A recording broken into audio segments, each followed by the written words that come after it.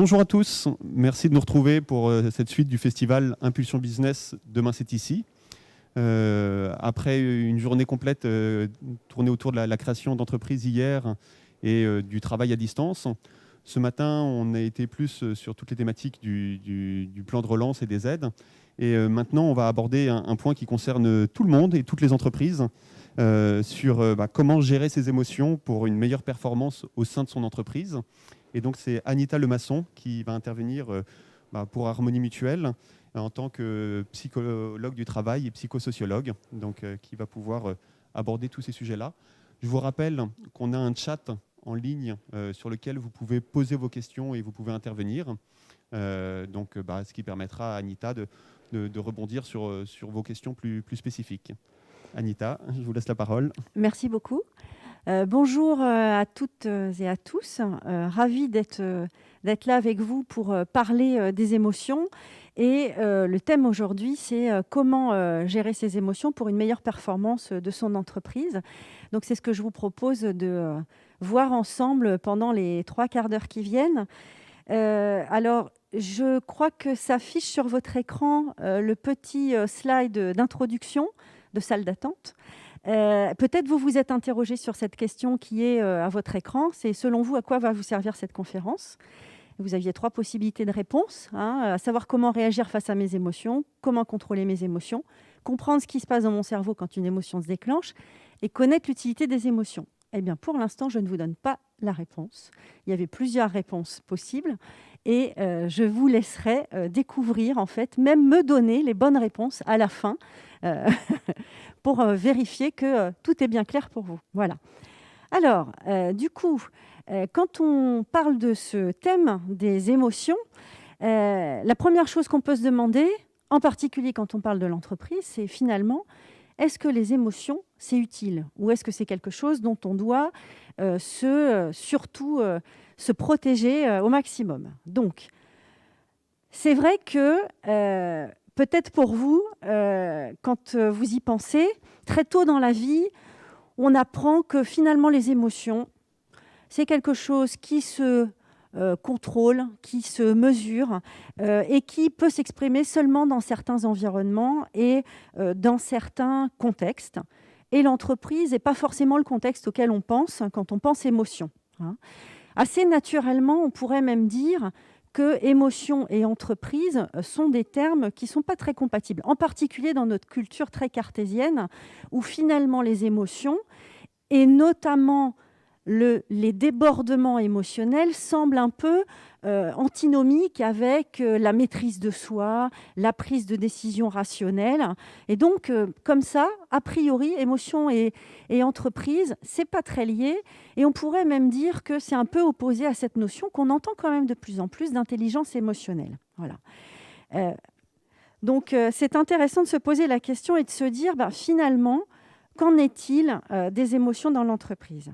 Parce que peut-être que spontanément, ça ne nous paraît pas très lié, et pourtant, on peut dire qu'aucune décision importante n'est prise, y compris dans l'entreprise, sans l'influence d'une ou plusieurs émotions. Alors, j'en veux pour preuve que, finalement, quand on y pense, le dirigeant, c'est quelqu'un qui va inspirer et qui va motiver à travers l'émotion. Les salariés sont aussi motivés à travers l'émotion. On va en reparler de ça. Et puis, on peut même aller plus loin. L'entreprise produit des produits, des services. Et on sait aussi, il y a de nombreuses études qui montrent que les consommateurs vont avoir tendance à se diriger de manière assez inconsciente d'ailleurs, vers une marque, une entreprise avec laquelle ils ont finalement un lien émotionnel plus fort. Regardez, le meilleur exemple, c'est regarder à quoi ressemblent les publicités qu'on nous montre aujourd'hui à la télé. Essayez là comme ça de faire un petit focus rapide sur ce qui vous vient en tête quand vous pensez aux publicités, aux marques qui ressortent. De plus en plus, on voit des entreprises qui jouent sur la relation émotionnelle au consommateur.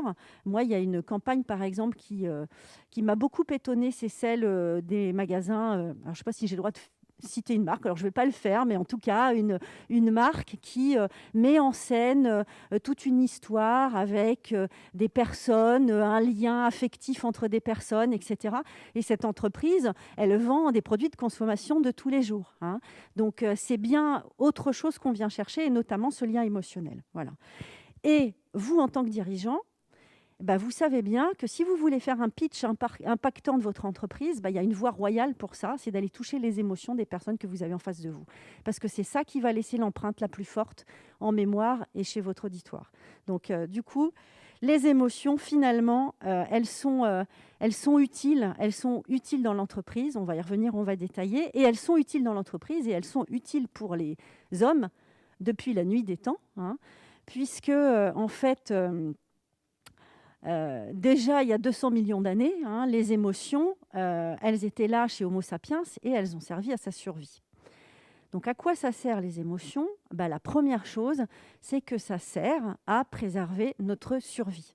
Alors, classiquement, on définit 6, on va dire, émotions primaires, hein, voilà. Alors, vous allez voir, je vais vous montrer tout à l'heure que ça peut être beaucoup plus riche que ça, mais en tout cas, on considère qu'il y a 6 émotions primaires qui sont la peur, la colère, la tristesse, la surprise, la joie et le dégoût. Alors, si vous faites un peu des recherches, vous verrez que parfois on ne parle que de 4, parfois d'un peu plus. Mais globalement, on peut se mettre d'accord sur le fait qu'il y a 6 émotions primaires. Alors, à quoi elles servent ? Pourquoi elles préservent notre survie ? La peur, effectivement, ça permet de protéger des dangers, hein. Ça veut dire que ça nous alerte et que là, ça veut dire qu'il va falloir peut-être fuir pour éviter un danger, hein. La colère, c'est celle qui va nous pousser à l'action, hein, et qui va peut-être nous conduire à lutter pour notre survie. La tristesse, c'est une émotion qui permet de récupérer après une épreuve et qui aussi a une autre fonction, qui est une fonction sociale, c'est-à-dire d'appeler aussi le soutien finalement du groupe, hein. Vous verrez, si vous y pensez, effectivement, naturellement, quand on voit quelqu'un de triste, éventuellement qui pleure, on a une espèce de compassion, hein, qui nous amène à nous diriger vers cette personne pour la soutenir. Une autre émotion, c'est la surprise. Donc la surprise, elle a pour effet de nous mobiliser, de nous mettre en alerte pour préparer un changement, peut-être un changement de comportement ou un changement de stratégie. La joie, autre émotion, qui elle a plutôt pour, on va dire, effet de renforcer un comportement positif. Alors quand il s'agissait de nos lointains ancêtres, la joie, c'était quand ils avaient trouvé de la nourriture. Ça permet de renforcer en mémoire ce qui nous a permis d'arriver là et donc de pouvoir le reproduire plus facilement. Et puis aussi, la joie, c'est une émotion qui va nous conduire à coopérer. Voilà. Et puis la dernière émotion primaire, c'est le dégoût, qui va nous faire nous éloigner, hein, et nous protéger d'un aliment ou même d'un comportement qui peuvent être toxiques pour nous. Voilà. Alors, je voulais vous montrer... Ah, non. Non, je n'appuie pas sur le bon bouton, excusez-moi. Voilà.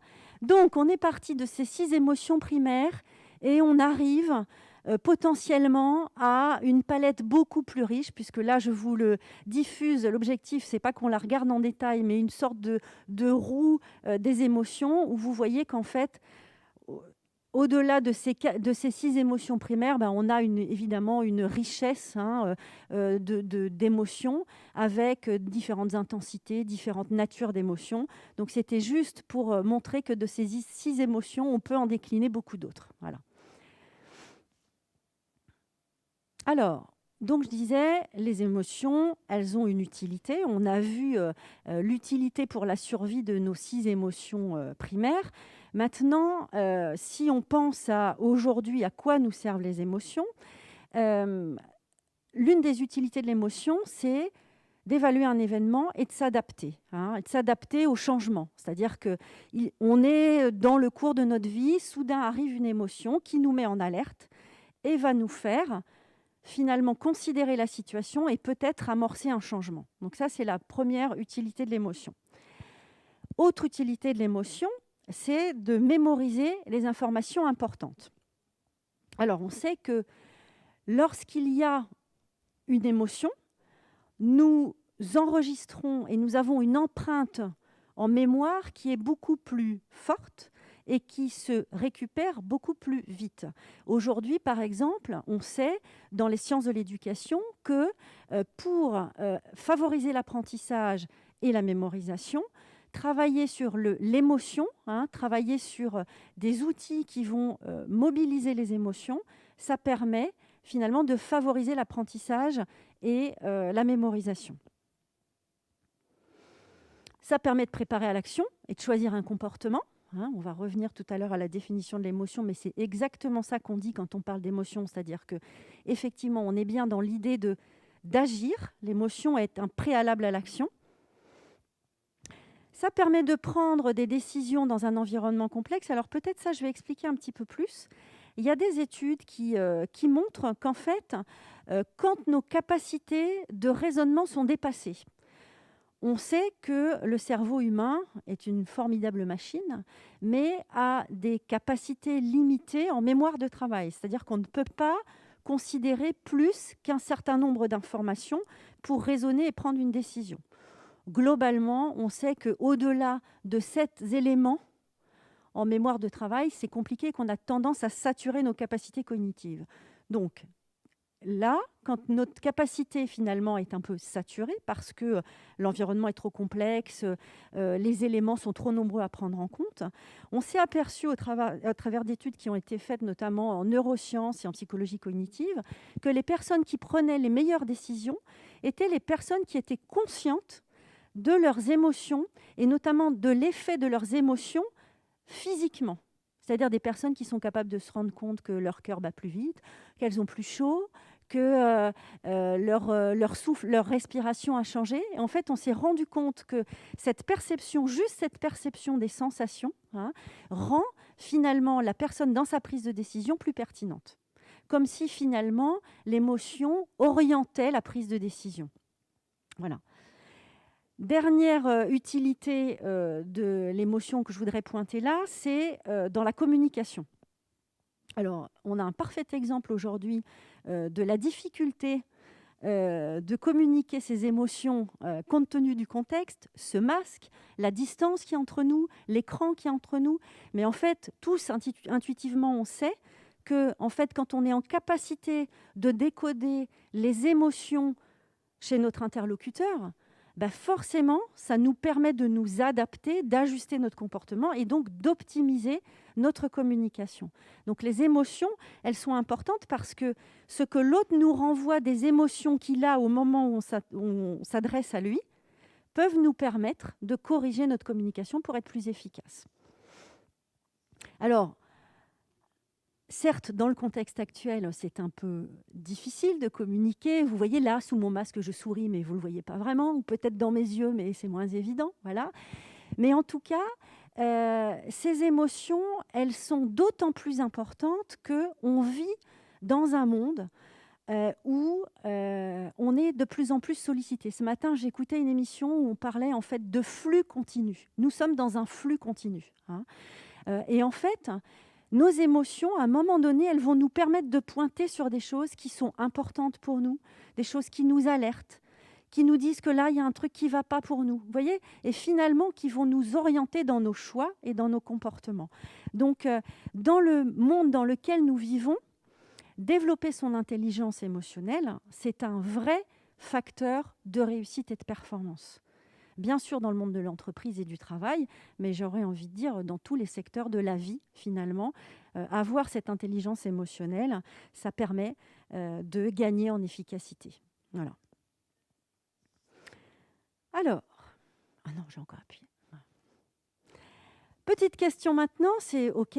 Et donc, concrètement, comment ça marche l'émotion ? Alors, pourquoi je fais ce petit détour ou ce petit focus sur comment ça marche les émotions ? Parce que finalement, on pourrait parler des émotions sans vraiment se préoccuper de ce qui se passe dans notre cerveau au moment où on a une émotion. Mais d'abord, pour une raison simple, c'est que moi, j'aime bien comprendre avant d'agir.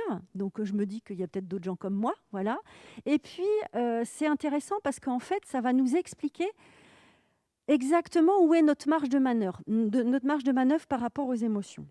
Alors, petite définition de l'émotion, ça vient du latin « emovere » qui veut dire se mettre en mouvement. Donc c'est ce que je vous disais tout à l'heure, l'émotion, c'est le préambule de l'action finalement. Hein. Alors, la définition, c'est un état affectif intense lié à un stimulus repérable avec un début brutal et une durée brève. Tous les mots sont importants, en particulier, évidemment, ceux que j'ai mis en gras. Donc, c'est un stimulus repérable avec un début brutal et une durée brève. Et l'émotion est associée à différents changements automatiques. Je suis sûre que vous les connaissez. Hein. Les changements automatiques, c'est quoi ? Ça va être des changements physiologiques. Quand on a une émotion, on a l'activité cérébrale qui change. Alors ça, on ne s'en rend pas forcément compte, mais si on vous met des capteurs, on va voir que votre activité cérébrale change. C'est aussi des hormones qui sont libérées dans le corps. Hein. C'est une fréquence cardiaque, ça on s'en rend plus facilement compte, une fréquence cardiaque qui augmente, une respiration qui change. Donc en fait, finalement, l'émotion met votre corps d'une certaine manière, je vais dire en tension pour l'action. D'accord ? Voilà. Il y a aussi des comportements.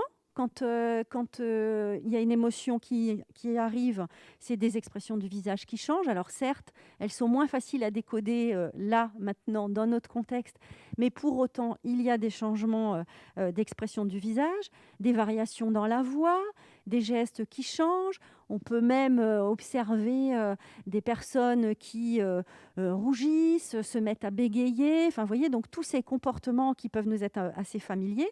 Et puis, l'émotion déclenche aussi des changements plus subjectifs qui vont être, par exemple, d'activer un souvenir ou un sentiment particulier. Vous voyez, une sorte de « Ah, mais ça me rappelle ». Alors, on ne se le fait peut-être pas comme ça, mais en tout cas, vous revient très vite en mémoire quelque chose de similaire que vous avez pu vivre, etc. Voilà. Alors, petite précision, le stimulus repérable, ça peut être un stimulus externe qui vient de l'environnement, hein, une perception visuelle, par exemple, quelque chose qui passe dans le champ de notre vue, mais ça peut aussi être un stimulus interne, par exemple une pensée.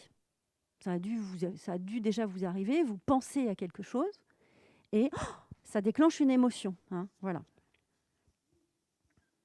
Alors, on continue, petit détour par le fonctionnement de notre cerveau. Déjà, pour vous dire que notre cerveau, c'est à peu près 2% du poids de notre corps. Mais c'est un énorme consommateur d'énergie parce qu'il consomme 20% de l'énergie du corps. Donc, en fait, son objectif à notre cerveau, hein, c'est de gérer ses ressources avec parcimonie parce que sinon, il s'épuise. D'accord ? Les émotions pour ça, c'est super parce que finalement, ce sont des sortes d'autoroutes qui vont, on va le voir, déclencher finalement des réactions quasi de manière automatique et ça consomme beaucoup moins d'énergie que de réfléchir, se concentrer, etc. Voilà. Donc, notre cerveau. Magnifique cerveau représenté à l'image. Hein. Donc, il y a 3 parties. Hein. De manière très schématique, il y a 3 parties dans notre cerveau. Il y a une partie qui est la partie la plus ancienne de notre cerveau, qui s'appelle le cerveau reptilien. C'est là que sont gérés tous les automatismes de notre corps. Vous n'avez pas besoin de penser à respirer, vous n'avez pas besoin de penser au battement de votre cœur, tout ça est géré de manière automatique. Et c'est le cerveau reptilien qui gère toutes les fonctions liées à la survie. Donc en fait, c'est le filtre. Tout arrive par lui. Tout ce qui se passe arrive par le cerveau reptilien. D'accord ? Si dans votre champ de vision apparaît quelque chose qui menace votre survie, le cerveau reptilien déclenche immédiatement la réaction appropriée pour essayer de sauver votre peau. Voilà. Hein.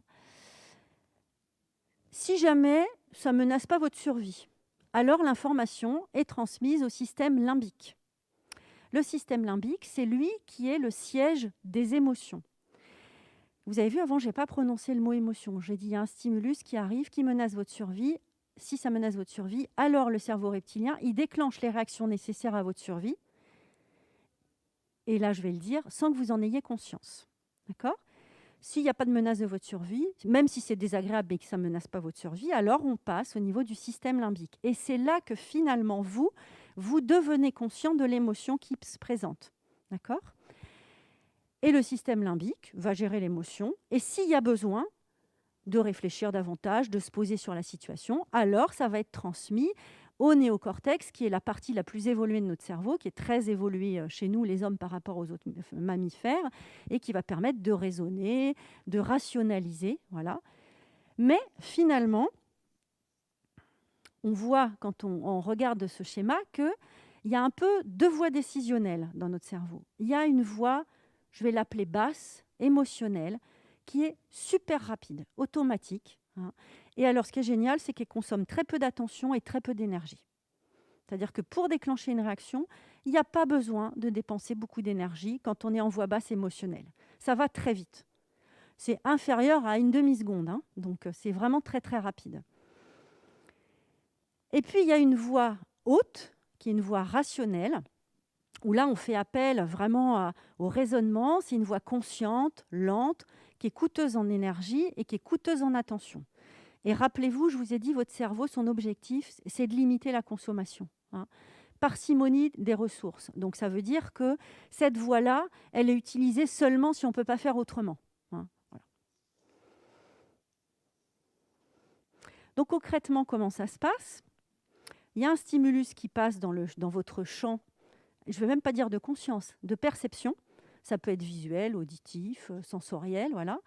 Il y a un traitement cérébral inconscient, donc dans la partie la plus ancienne de notre cerveau, qui déclenche un mouvement instinctif. Je suis sûre que vous avez déjà fait cette expérience de... Vous allez traverser la route, vous vous apprêtez à mettre le pied sur la chaussée et vous avez un mouvement de recul. Et juste après, vous vous rendez compte qu'en fait, arrivait à toute vitesse vers vous une voiture qui, probablement, vu sa vitesse, n'allait pas pouvoir s'arrêter. Mais vous n'avez pas analysé tout ça au moment où vous avez fait votre pas de recul et où vous êtes finalement mis à l'abri. C'est typiquement de ça dont je suis en train de parler là. D'accord ? Et ça, vous prenez conscience de ce qui s'est passé une fois que ça s'est passé. C'est-à-dire que vous avez fini l'action, vous vous êtes retiré. Ensuite arrive la conscience. Donc, en fait, finalement, l'information évolue. On n'a pas menacé votre survie. Donc, en fait, voilà, ça arrive dans votre système limbique. Et là, il y a la prise de conscience. C'est là qu'on va pouvoir mettre des mots. C'est là qu'on va ressentir les choses. Et finalement, on va prendre conscience de cette émotion qui nous traverse. Donc là, on parle d'émotions perçues. Voilà. Et du coup, derrière, des pensées et des actions conscientes qui peuvent être déclenchées. D'accord ? Ça veut dire que très concrètement, ce qui se passe en dessous de la conscience, je vous ai dit, c'est inférieur à une demi-seconde, c'est automatique, c'est inconscient. C'est 60 à 80% de notre activité cérébrale. Donc ça veut dire que là, en fait, ce n'est pas la peine d'essayer de jouer là-dessus. C'est déjà fait quand vous en prenez conscience. Donc en fait, la seule solution, c'est d'accepter ce qui vous arrive. D'accord ? En revanche, votre marge de manœuvre, elle est vraiment dans... Une fois que j'ai perçu, OK, qu'est-ce que je décide de faire de ça ? Qu'est-ce que ça va déclencher comme comportement ou non, comme pensée ou non ? Voilà. Donc ça veut dire quoi ? Ça veut dire que quand on regarde ça, finalement, tout ce qui se passe avant la prise de conscience, j'ai dit c'est très rapide, et finalement une émotion quand elle est perçue, c'est quelque chose qui est, on a dit, très brutal mais très bref. C'est de quelques secondes à quelques minutes une émotion. Et c'est fait pour ne durer que ça. D'accord ? Le problème chez nous, les humains, c'est qu'on a un gros cerveau et des capacités de pensée et d'analyse très très importantes.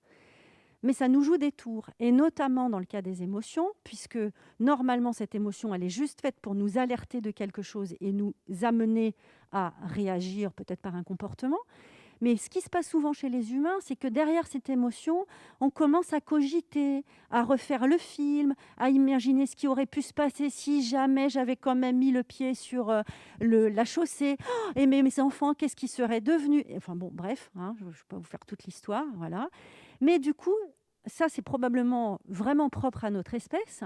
On a finalement ce moyen, si on peut dire, ou cet inconvénient finalement, de générer, au-delà de cette émotion qui n'a qu'une utilité d'alerte et d'action, on a cette capacité de mouliner, hein, et finalement finalement de transformer ça en rumination, en pensée sombre. Et du coup, là, s'il y a possibilité d'agir, c'est bien là-dessus qu'on peut agir. Pas sur ce qui s'est passé avant et ce qui a déclenché cette émotion, mais en revanche, vraiment sur ce que je vais décider d'en faire. Est-ce que je suis capable, par exemple, d'arrêter le flot de mes ruminations? C'est pas facile, mais la réponse est oui. C'est donc une bonne nouvelle. Voilà. Hein. Alors, donc concrètement, qu'est-ce qu'on peut faire? Ah, non, j'ai oublié de dire en début de conférence, parce que je vois qu'il n'y a rien qui s'affiche sur l'écran, que vous avez la possibilité de poser des questions ou de faire des commentaires d'ailleurs, hein, et qui me sont transmis pour que je puisse répondre soit au fur et à mesure si ça s'inscrit dans le flot de la conférence, ou à la fin si je pense que c'est mieux de le faire à la fin. Mais n'hésitez pas à poser des questions, à demander des précisions si vous avez besoin, faire des commentaires, enfin voilà. Les informations me sont transmises grâce aux moyens de la technique. Donc en fait, ça veut dire que vos commentaires, vous les mettez dans le chat. Voilà. Donc je vais attendre un petit peu, c'est bon? Voilà, donc je continue et si vous avez, vous le faites au fil de l'eau et puis je répondrai à vos interventions. Voilà. Donc je disais, une fois qu'on a posé tout ça et qu'on comprend ce qui se passe, très bien, okay, concrètement, qu'est-ce qu'on fait? Parce que c'est quand même bien pour ça qu'on est là. Hein, voilà. Alors, donc j'ai dit, petit préambule à ça, oui, donc notre cerveau, on se rend compte que les émotions sont indispensables pour prendre des décisions. Très bien. Mais en même temps, notre cerveau, il n'est pas programmé forcément pour prendre les bonnes décisions. En tout cas, pas automatiquement. Hein. Sauf quand ça concerne notre survie. Là, on peut lui faire confiance, il est plutôt bon. Mais après, dans la vie de tous les jours, il y a des trucs qui ne menacent pas vraiment notre survie. Et là, il vaut mieux être en capacité d'un peu pondérer ce qui se décide de manière automatique. D'où l'importance, en fait, de reconnaître ses émotions. Parce que finalement, pour réussir à... Alors, on dit toujours gérer ses émotions, mais on pourrait dire apprivoiser ou apprendre à faire avec ses émotions. Hein, évidemment, il faut d'abord être en capacité de les reconnaître, ces émotions, pour éviter que se déclenchent des réactions automatiques qui ne seraient pas adaptées. Donc, la bonne nouvelle, c'est que oui, on peut faire quelque chose, mais il y a quand même un mais, il faut s'entraîner. Hein. Il faut s'entraîner parce que finalement, je ne vous dis rien d'autre qu'il va falloir passer d'un système automatique à un système contrôlé. Et le problème, c'est que quand on est fatigué ou qu'on est stressé, évidemment, le mode automatique est encore plus puissant que d'habitude. Donc ça veut dire que là, par exemple, si vous êtes en situation de stress lié à la situation que nous vivons tous et au contexte que nous vivons, c'est un moment qui n'est pas forcément évident parce que vous aurez peut-être remarqué, d'ailleurs parfois les gens le disent, c'est des périodes où on tombe un peu dans nos travers. Hein. On a tendance à s'énerver un peu vite si on est un peu nerveux d'habitude. On a tendance à se démoraliser encore plus vite que d'habitude quand on est un peu pessimiste. Enfin voilà. Donc du coup, là, cette période qu'on vit est une période un peu particulière du point de vue de la gestion des émotions puisque là, assez naturellement, on est dans nos automatismes. Alors, pour gérer, qu'est-ce qu'il faut faire? Eh bien, en fait, je vous l'ai dit, ça ne sert à rien de vouloir s'opposer à ces émotions. Ça n'est pas possible, puisque finalement, au moment où vous en prenez conscience, les jeux sont faits. Voilà. Donc, en quoi on va pouvoir agir? On va pouvoir agir pour éviter l'escalade. Parce que quand on ne parle pas d'une émotion qui est liée à quelque chose qui menace notre survie, finalement, vous remarquerez que ça se produit de manière assez graduelle. Ça veut dire quoi? Ça veut dire que, par exemple, avant d'arriver à une grosse colère et à un acte un peu violent, même verbalement, généralement, il y a eu des alertes avant. Par exemple, on a pu ressentir un certain agacement. Je vais vous donner un exemple. Imaginons, vous êtes avec un collaborateur en réunion qui n'arrête pas de bâiller pendant que vous parlez. D'accord? Bon. Il bâille pendant que vous parlez. Ouais, on est d'accord, les gens devant moi, je vois quelques hochements de tête. On se dit quand même, cette personne n'est pas très polie, ça ne se fait pas. Et puis peut-être que d'ailleurs, même on se dit, mais quoi, qu'est-ce qui se passe? Je l'ennuie. Enfin, vous voyez, donc du coup, on peut imaginer toutes sortes de choses. Mais en tout cas, au début, on ressent quelque chose. Hein. Alors, je ne l'ai pas dit, mais enfin, si je l'ai dit, mais je vais le redire. L'émotion s'accompagne de sensations physiques. Elle n'avance pas vraiment masquée, elle. Hein. On la sent normalement, surtout si on y fait attention. C'est-à-dire que l'agacement, on le ressent. Hein. Bon, si on décide de l'ignorer et de passer outre, on va continuer, voilà, à faire son truc sans... On va pouvoir ressentir une certaine irritation. Puis après, s'il continue à bâiller, ça va vraiment nous énerver, voire nous mettre franchement en colère. Et puis à un moment donné, et là, on a souvent ça, et c'est là que l'émotion nous frappe, c'est quand il y a un débordement émotionnel. Par exemple, le truc qui part vraiment en éclats et où on dit à ce collaborateur, mais de toute façon, je dis n'importe quoi, mais franchement, tu n'as rien compris, de toute façon, ton boulot, ça ne va pas du tout. Et lui, il ne comprend rien. Mais en fait, peut-être qu'à l'origine, c'était juste parce qu'il bâillait, que ça nous a énervés, puis que du coup, c'est monté. Hein. Donc là-dessus, on a la main. C'est-à-dire que là, on peut jouer pour éviter l'escalade. Hein. Et du coup, quand on en est au début, l'agacement, on peut en prendre conscience et puis résister et puis se dire bah, qu'est-ce que je vais faire, voyez? Donc, finalement, dans ce qu'on doit faire pour gérer des émotions, bah, la première chose, c'est d'identifier l'émotion. Mon petit dessin avant, il se masquait les yeux, la bouche, les oreilles. En fait, il voulait rien voir, rien entendre. Si on fait ça, on a toutes les chances d'en arriver au débordement émotionnel. D'accord ?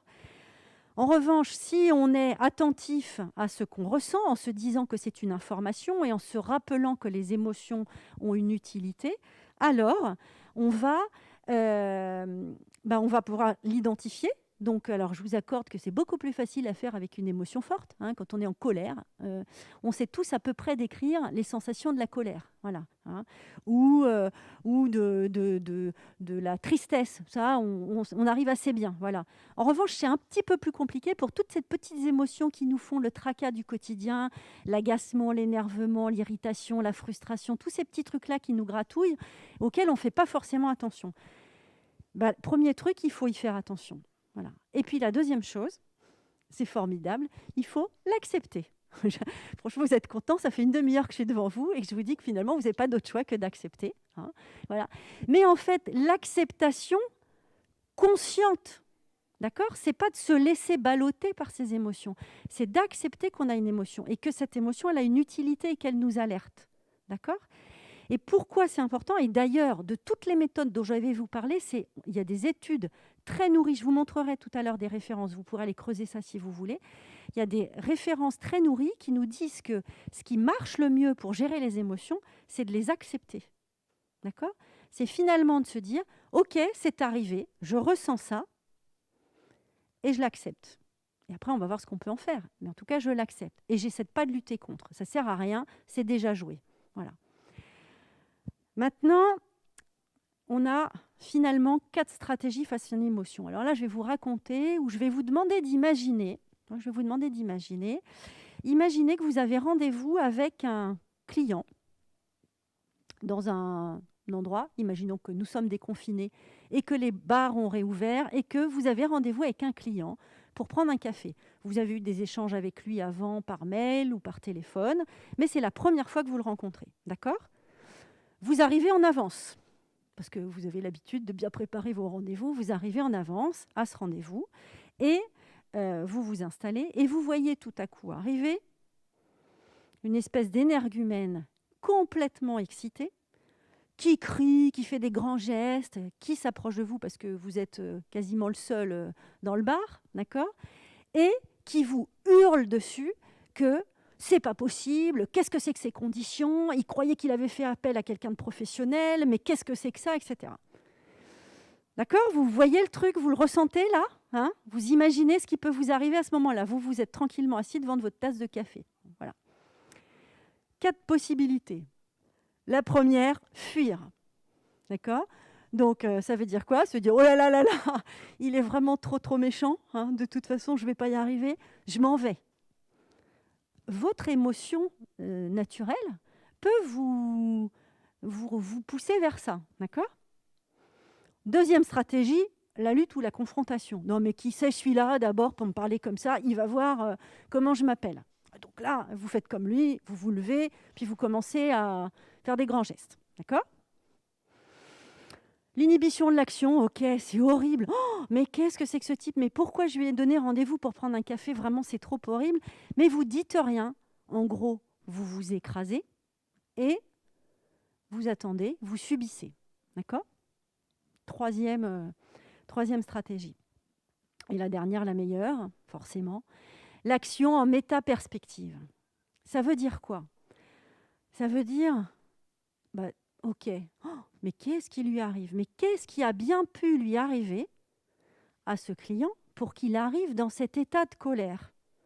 Vous voyez ?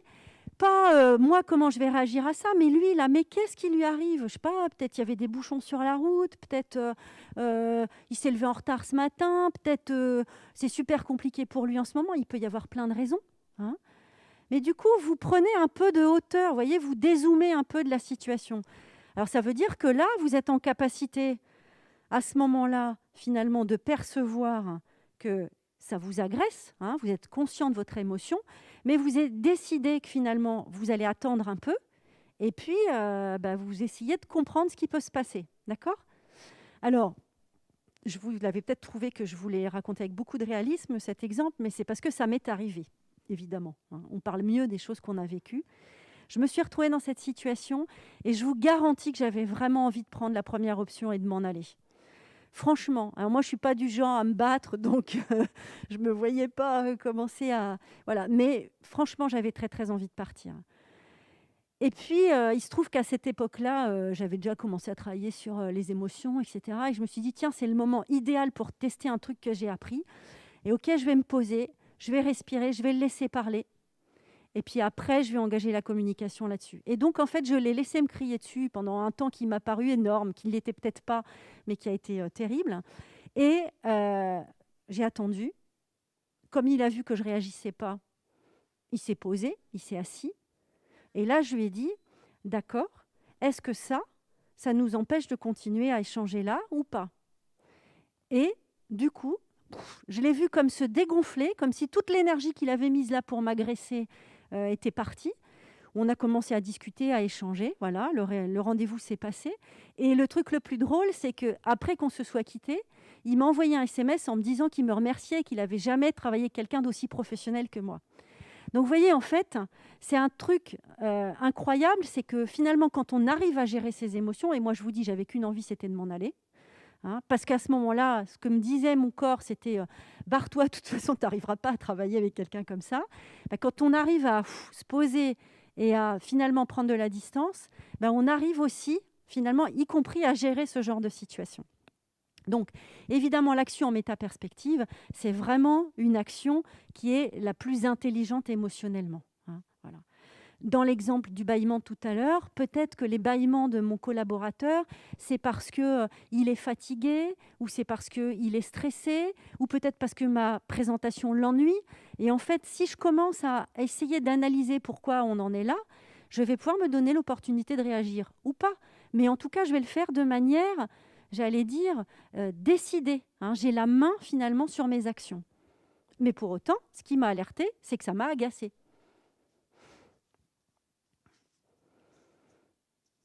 Toujours pas de questions. C'est donc très clair. Alors, maintenant, parlons des techniques. Là, on est dans le concrètement, comment je fais. Il y a un très large choix de techniques. C'est la bonne nouvelle. C'est-à-dire qu'en fait, il y a plein de moyens, finalement, de réussir à gérer ces situations que je décrivais tout à l'heure et les situations où de l'émotion se présente. Je vais vous en donner quelques exemples des plus accessibles à celles qui demandent le plus d'entraînement. Je n'ai pas mis moins accessibles parce qu'elles sont accessibles, mais avec plus d'entraînement. Voilà. Alors, première partie, plus accessible. On sait que les émotions déclenchent un certain nombre de réactions, on l'a dit, physiques. D'accord ? Si vous êtes en capacité d'identifier et d'accepter vos émotions, alors à partir de là, vous allez pouvoir, par exemple, agir sur votre respiration. C'est un outil qui marche à tous les coups, qui est extraordinaire. Vous aurez remarqué que quand une émotion arrive et que c'est une émotion forte, elle modifie votre respiration. D'accord ? C'est normal puisqu'elle vous met en tension pour réagir. La respiration de l'action, de la réaction, c'est une respiration qui est très haute, très courte et saccadée. Si vous apprenez à travailler sur votre respiration et que vous arrivez à reprendre le contrôle de votre respiration pour avoir une respiration posée, eh ben vous allez voir, c'est juste le petit temps qui vous permet de décider de la manière dont vous allez réagir. Moi, c'est ce que j'ai fait dans l'exemple que je vous ai donné tout à l'heure. C'est-à-dire que ce monsieur qui était en train de s'énerver, de me crier dessus, je me suis dit, OK, pas grave, moi je vais en profiter pour respirer, ça va me faire du bien. Je me suis bien installée dans mon siège et je me suis mise à respirer avec des grandes respirations amples en attendant que ça passe. Voilà. Et ça marche. Ça vous permet de contrôler finalement ce qui est en train de monter dans votre corps et qui, peut-être, moi, m'aurait conduit à fuir. Voilà. Donc, un autre moyen, c'est de vous attacher à vos sensations. Qu'est-ce qui se passe là pour moi maintenant ? Vous voyez ? Ouh, je sens que ça fourmille dans mes jambes ou que j'ai mes muscles qui se tendent. Très bien, quand vous faites ça, vous n'êtes pas en train de nourrir des pensées nocives qui vont entretenir le truc et vous faire mal après. D'accord ? Ou alors, un autre truc qui marche, mais qui est de très courte durée, c'est de faire distraction, c'est-à-dire de leurrer un peu votre cerveau. Ça marche très bien, par exemple, tiens, je suis très énervée, là, je vais aller courir, ça va me faire du bien, si vous aimez courir, évidemment. Voilà. Mais ça peut être une méthode, et en tout cas, elle fonctionne. Alors après, il peut y avoir d'autres outils qu'on peut aller travailler, mais qui du coup vont demander davantage de temps parce que nécessitent de l'apprentissage. Je vous ai dit tout à l'heure, ce que vous pouvez faire, c'est vous interroger sur ce que l'autre vit plutôt que vous là, puisque ça y est, vous l'avez ressenti, mais l'autre là, pourquoi il est dans cet état-là ? Peut-être que voilà. Donc du coup, vraiment de travailler sur l'écoute active, sur l'empathie. Ça, c'est des techniques qui marchent bien parce que ça vous permet du coup de sortir de vos chaussures pour prendre celles de l'autre et peut-être expliquer ses réactions et du coup déclencher moins de réactions brutales, j'allais dire. Et puis, revenir à l'instant présent, parce qu'en fait, ce qui nous fait du mal dans les émotions, c'est toutes les humeurs sombres, etc. Et du coup, c'est de revenir là, maintenant, qu'est-ce qui se passe pour moi ? Ça va vous aider, d'accord ? Et puis après, vous pouvez décider de travailler encore plus la relaxation, la méditation, parce que ce sont des outils qui permettent de gérer formidablement les émotions. Voilà. Et puis, j'ai mis hygiène de vie et j'ai mis plus avec de l'entraînement, parce que là, on était en train de parler de votre cerveau depuis le début, et je vous ai dit, quand vous êtes fatigué, c'est pire. Donc, l'hygiène de vie, c'est quoi ? Prenez soin de vous. Prenez soin de vous. Faites attention à votre fatigue, à votre énergie. Ça veut dire quoi ? Ça veut dire prendre des moments pour respirer, des moments de pause, dormir. Alors je sais que quand on est chef d'entreprise, c'est pas toujours évident, mais c'est important. C'est important parce que ça va aussi déterminer votre capacité à gérer. Et finalement à reprendre la main quand vous pouvez effectivement le faire. Alors, petite parenthèse, justement par rapport à ça, et quand on n'est pas bien et qu'on a besoin effectivement de se poser, c'est parfois pas très évident de le faire tout seul.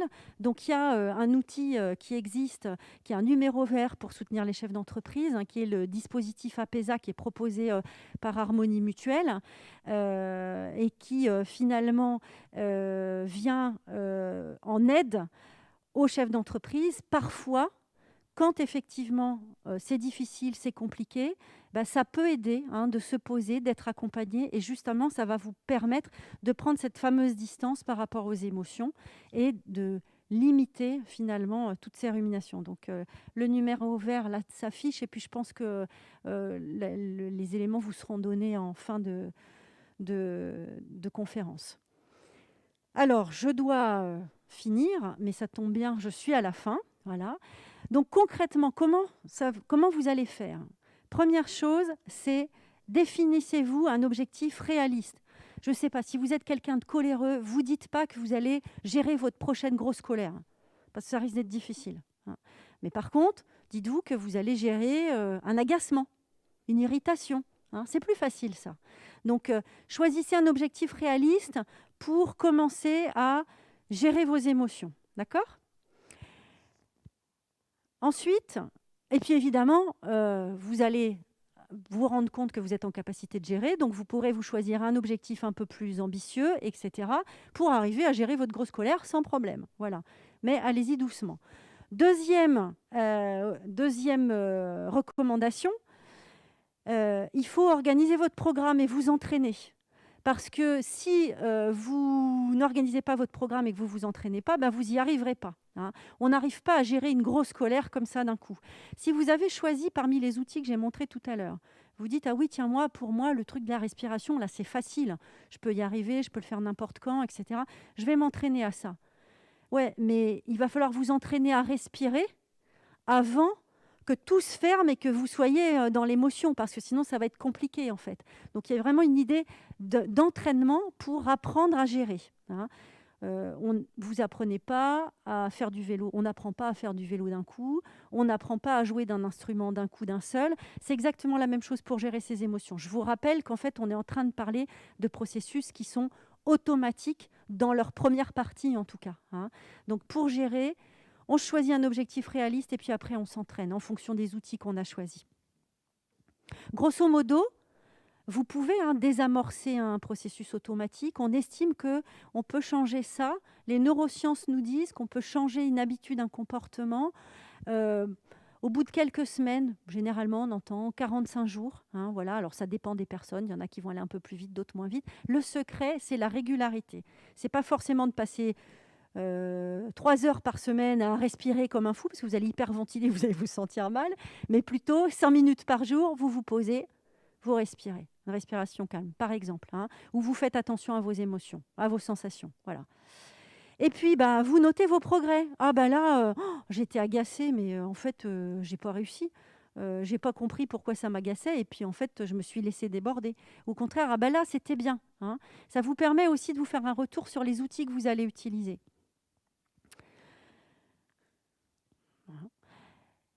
Donc pour conclure, eh bien finalement, si vous travaillez votre intelligence émotionnelle, vous allez pouvoir développer votre efficacité et vous allez être plus épanoui. Hein. Mais ça nécessite de reconnaître vos émotions. Ça veut dire qu'il faut faire cet effort de les identifier et de les accepter et pas de vous juger parce que ça y est, j'étais encore énervée. C'est comme ça. Hein, voilà. Mais ça, c'est une alerte. Voilà. Qu'est-ce que ça vous dit? C'est ça qui est important. Et puis, d'autre part, eh bien, il va falloir vous entraîner pour créer de nouveaux circuits, de nouveaux automatismes. Voilà. Et je voudrais finir sur cette note-là. Nous, les humains, nous sommes des animaux sociaux. D'accord ? Et pour que vos collaborateurs développent leur intelligence émotionnelle, finalement, le meilleur moyen de le faire, c'est que ça passe par vous. On sait très bien que le dirigeant, il a cette capacité à influer sur son environnement et sur ses collaborateurs.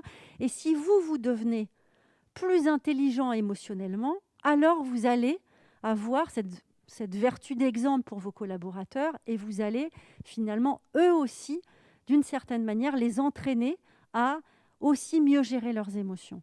Si vous êtes un entrepreneur, un chef d'entreprise qui apaise, relève plutôt le positif, arrive à gérer ses émotions, vos collaborateurs, ils vont se sentir en confiance, ils vont se sentir en capacité de tester et aussi, eux, peut-être de mieux gérer leurs émotions. En revanche, si vous êtes un chef d'entreprise qui est très coléreux, agresse parce que vous n'arrivez pas à vous contrôler vos collaborateurs, inutile de vous dire que vous allez déclencher des phénomènes de stress, de tension, de gens qui vont se refermer, se replier. Donc, en fait, vous avez vraiment cette capacité à influer sur votre entreprise et sur vos collaborateurs. Si vous formez tous vos collaborateurs à l'intelligence émotionnelle, mais que vous ne le faites pas, alors ça risque de pas très bien marcher. Voilà. Donc vraiment, ça vaut la peine. C'est à la portée de tout le monde. Et ça vaut la peine de s'engager dans ce développement. Voilà. Merci beaucoup Anita pour cette présentation très très claire. Alors il n'y a pas eu une multitude de questions, mais j'ai vu des messages appréciant vraiment le professionnalisme de la présentation, sa clarté, la vertu pédagogique. Donc s'il y avait peu de questions, c'était bien lié à la pertinence des réponses apportées. Pardon. Petit bonus pour ceux qui le voudraient, si vous voulez aller plus loin. Alors, le père de l'intelligence émotionnelle, il s'appelle Daniel Goleman, milieu des années 90. Il a écrit deux livres qui s'appellent l'intelligence émotionnelle. Je vous montre le tome 2 parce que, vous le voyez bien, il est vraiment centré sur l'intelligence émotionnelle dans les organisations. Donc, très intéressant. Voilà. Hop, premier livre. Deuxième livre qui s'appelle « Ces émotions qui nous dirigent », comprendre nos émotions, cultiver ce qui nous renforce, optimiser nos choix de vie. C'est écrit par un médecin spécialiste en imagerie médicale. C'est super. Très pragmatique, très concret, des exemples, beaucoup de résultats de recherche, donc c'est très étayé. Voilà. Et le dernier, qui change complètement, mais qui est très intéressant aussi, c'est une BD qui s'appelle « Émotions, enquête et mode d'emploi ». Voilà, hop. Très sympa pour partager avec ses enfants, mais pas que. Voilà, j'en ai fini. Merci pour votre attention. Voilà. Alors, et je passe... Je vais donner la parole à Laurence Masson d'Harmonie Mutuelle, qui va juste nous présenter 4 axes donc, que porte Harmonie Mutuelle. Laurence, je vous laisse juste apporter ces éléments. Bonjour à tous. Donc, oui, je suis Laurence Masson, chargée de prévention donc, chez Harmonie Mutuelle. Je remercie Anita donc, pour son exposé. Donc, j'espère que vous pourrez profiter de ses conseils. Donc là, travailler sur ses émotions, c'est agir sur son capital santé. Donc là, c'est un sujet donc, qui nous est familier donc, au niveau du service prévention d'Harmonie Mutuelle. Un capital santé qu'il faut gérer, surtout en ce moment. On a des conditions donc, sanitaires donc, qui nous obligent donc, à nous réinventer un petit peu et à nous familiariser donc, peut-être un peu plus sur certaines thématiques comme l'alimentation, la sédentarité, faire un peu d'activité physique pour être en meilleure santé. Donc, Harmonie Mutuelle donc, est non seulement un organisme de protection sociale, mais un organisme aussi donc, où la prévention est importante pour les adhérents Harmonie Mutuelle, et pas que, parce qu'on intervient donc, au sein de toutes les entreprises. Donc, comme je vous disais tout de suite, le capital santé, c'est important. Et pour les dirigeants d'entreprise, donc, le capital humain, c'est aussi un sujet donc, qu'il faut donc, apprendre à contrôler. Donc, travailler donc, sur les émotions, c'est pour pouvoir avancer mieux au niveau donc, du travail collectif, avançons collectif, pour travailler donc, avec ses collaborateurs au mieux dans l'entreprise. Donc voilà, on peut nous accompagner donc, les entreprises, aider en tout cas les chefs d'entreprise dans le pilotage de la prévention en mettant en place éventuellement des audits. On peut travailler sur les audits sur les troubles musculo-squelettiques. On peut donc mettre en place aussi des diagnostics sur l'absentéisme, les risques psychosociaux également. Et nous pouvons aussi travailler, donc, en ce moment, on a beaucoup de personnes en arrêt de travail. Et on peut également donc, agir sur les arrêts de longue durée par l'intermédiaire de nos contrats donc, ART, aide au retour à l'emploi. Donc, le capital humain, c'est aussi donc, pouvoir le mettre en pleine santé donc, et l'accompagner donc, dans la vie de tous les jours, donc la conciliation vie privée, vie professionnelle. Et donc pour ça, on peut mettre en place des solutions. On a Harmonie Service Social, la crèche qu'a une entreprise, le sport en entreprise, travailler sur l'ergonomie et les TMS. Les TMS aussi, on peut l'aborder également actuellement donc, en télétravail. Et puis pour soutenir donc, moralement donc, les adhérents, nous pouvons donc, accompagner donc, avec toute cette gestion de la crise qui nous impacte en tout cas moralement. Donc voilà, donc n'hésitez pas à nous contacter. Nous pouvons donc vous apporter des solutions. Je ne suis pas sûre d'avoir appuyé sur le bon bouton pour avoir la dernière slide. D'accord. Voilà, donc n'hésitez pas donc, à nous contacter. Nous pouvons vous aider au niveau du service prévention. Voilà, je vous laisse l'adresse. Et donc, merci et je vous laisse prendre la parole. Merci beaucoup, merci à tous.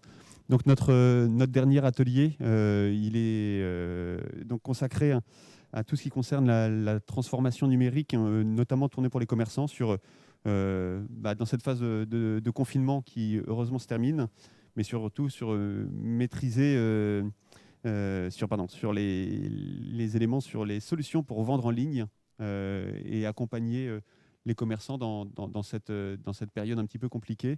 Donc seront abordés durant cet atelier tout ce qui concerne le click and collect, les marketplaces, comment être mieux référencé sur les réseaux sociaux et en ligne. Donc Stéphane Cassis, qui est déjà intervenu ce matin, reprendra ces éléments-là. Donc on vous retrouve dans 5 minutes pour cet atelier-là. Et encore un grand merci à Anita Lemasson pour sa présentation très claire et à Harmonie Mutuelle pour savoir comment gérer ses émotions. Et quand on est face à la caméra, ce n'est pas inutile comme situation. Merci beaucoup.